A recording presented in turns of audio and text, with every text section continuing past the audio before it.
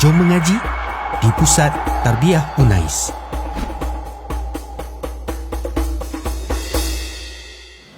Kita nak tahu benda tu betul-betul tak barang Nabi. Contoh macam saya dah bawa jemaah pergi Turki kan. Di Istanbul kan, Muzium Tok Kafir kan antara barang yang paling original.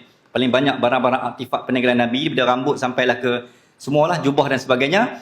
Dia ada 3 benda yang kita nak sahkan. Benda tu betul tak barang Nabi yang diwarisi. Yang pertama, sanad. Sanad ni yang pemegang. Dia mesti tak terputus. Yang tu ada kajian lah. Dan kajian tu dibuktikan orang nak buat pameran tu, dia mesti dapat tu sanad tu, sijil tu. Yang kedua sijil. Sijil ini daripada Arab Saudi dan daripada Madinah, daripada Istanbul. Yang ketiga ujian DNA. Dalam barang yang saya tengok tu, ada satu jubah Nabi. Ini cerita ni yang saya rasa dengar tu, ya Allah sallallahu alaihi Muhammad. Jubah Nabi yang diberikan kepada pewaris yang pegang jubah Nabi tu, dia berasal daripada Libya. Duduk di Mekah waktu tu pada zaman Nabi. Jadi ringkaskan cerita, ini kisah yang saya dapat lah daripada pemegang lesen untuk pegang barang-barang Nabi tu. Dan dia orang Terengganu, dia berkhidmat di galeri Diraja Sultan Brunei. Dalam dunia ni ada beberapa raja yang pegang lesen barang-barang Nabi. Contohnya Sultan Brunei antaranya. Barang-barang Nabi, kiswah yang ada dalam Kaabah tu banyak ada di Brunei. Jadi dia kerja dekat kerajaan Brunei lah. Jadi saya ambil info tu daripada dia. Saya jumpa sendiri. Profesor tu orang kita, orang Terengganu. Ringkaskan cerita, dia yang pegang lesen tu, bawa kat sini. Maklumat yang saya dapat, ada satu jubah Nabi. Jubah Nabi ni tinggalkan kepada salah seorang pewaris lah. Bukan adik-beradik, pewaris yang hidup zaman Nabi. Jadi dia pegang dan dia tak berani buka. Saya ringkaskan cerita, bersambunglah generasi, bersambung dia pas sampai kat zaman kita. Bila orang yang zaman kita pegang, sallallahu alaihi wasallam, jubah tu dibuka kembali, ada kayu siwak, sugi dalam poket Nabi. Poket jubah tu. Jadi disebabkan dia takut benda ni orang ragui keraguan kesahihannya, dibawa ke makmal di UK untuk disahkan DNA. Adakah benda tu betul ke tak betul daripada Nabi? Okey. Sebab logik akal betul lah, kita boleh ragui 1400 tahun dah. Kan benda tu boleh lupus, benda tu boleh hilang, boleh reput, boleh 1000 tahun. Tapi ingat, benda pasal Nabi ni Allah jaga. Kita fikir, kita yakin yang tu. Logik akal barang kita setahun 2 tahun pun dah reput. Ataupun 10 tahun kan, barang kita lah, orang biasa. Tapi barang Nabi Allah jaga. Jadi kita jangan samakan barang Nabi dengan logik akal 1000 tahun, takkan kot. Itu ayat logik. Okay, tapi ini Nabi, Allah ihtiram, Allah memuliakan.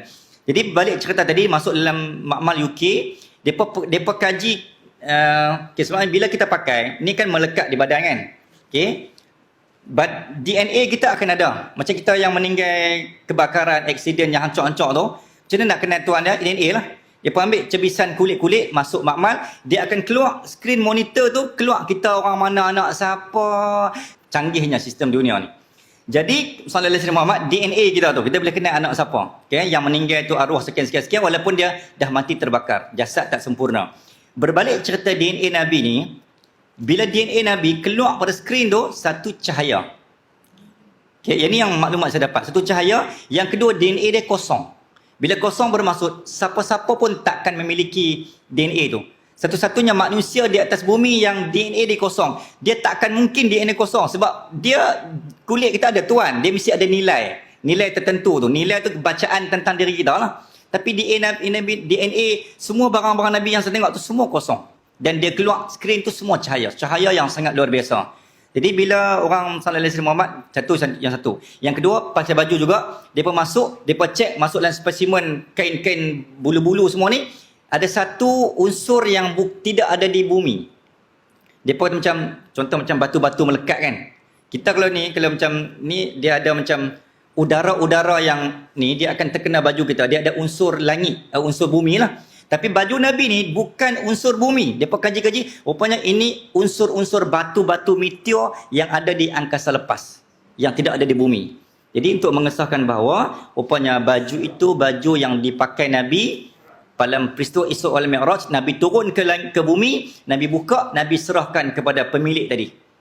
Sehingga kan kayu-kayu sugi pun semua dipecek, semua ada permukaan meteor ataupun unsur langit yang tak ada di bumi, yang mereka tak pernah jumpa.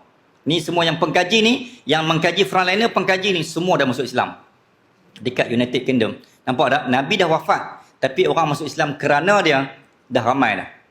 Kita hari ni nak cari manusia macam ni memang tak ada lah.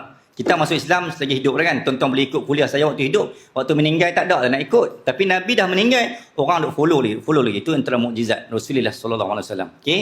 Itu antara, sebab tu saya kata benda macam ni, tuan-tuan jangan rasa rugi nak dengar cerita pasal Nabi, nak pergi tengok barang-barang Nabi walaupun jauh.